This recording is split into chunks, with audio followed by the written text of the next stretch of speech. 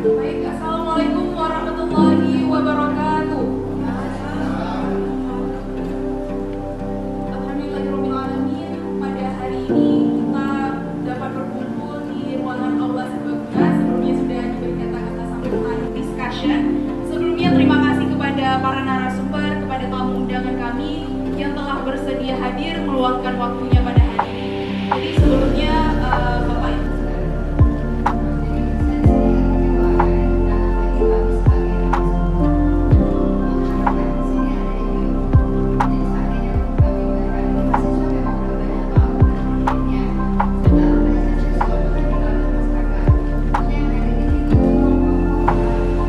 menganggap bahwasanya majelis taklim ini adalah sebuah fenomena, sebuah penyimpangan yang akan menjadi sebuah ketentuan tidak ini sudah kecil dan seluruhnya.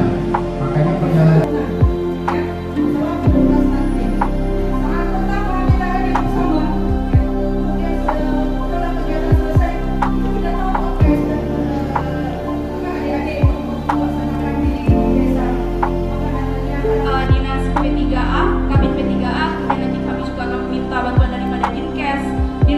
dan Puskesmas untuk melakukan pelatihan dan pembinaan bagi sekolah perempuan kami di Kampung Minasa. Sayang sekali karena kan ini masyarakat kita nggak ada yang ini lagi, sudah merdeka lah sebenarnya, masih apa masih ada ini gitu. Jadi sudah berarti intinya mahasiswa ini lebih ini lagi memberi pemahaman untuk masyarakat. Itu menurut saya. WC yang rumah WC bisa ke Bali ke alun-alun itu terima juga enggak, bukan enggak. Baru. Kan ini kan mengganggu orang lain. Dia senang, orang lain tidak senang. Itu yang maksud saya. maksudnya gini juga Bu, ini dari mahasiswa kiranya supaya tiap rumah punya WC pribadi supaya juga terhindar daripada pelecehan seksual. Nantinya yang di dalam perempuan yang nunggu di luar laki-laki. Inilah makanya program mahasiswa supaya tiap rumah punya WC. Tapi kalau WC umum itu sebenarnya kalau ada mesti dibongkar juga. Iya. Kenapa itu mengundang juga Iya. hal-hal seperti itu, ya kan? Tangkap.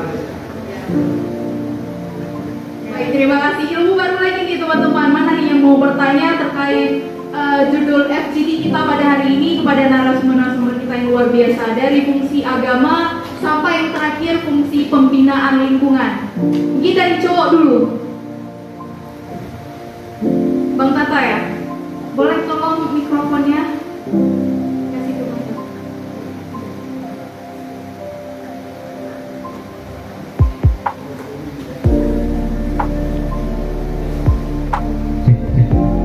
Baik, Assalamualaikum warahmatullahi wabarakatuh.